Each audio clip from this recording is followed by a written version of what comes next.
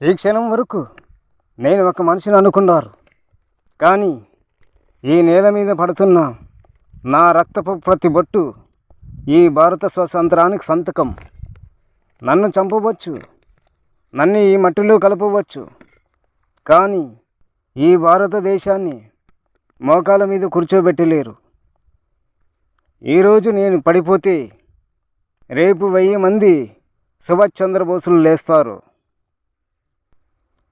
నా ఊపిరి ఆగిన ఈ దేశపు స్వేచ్ఛ ఆగదు. స్వేచ్ఛ అనేది దానం కాదు, త్యాగంతో రాసిన రక్త చరిత్ర.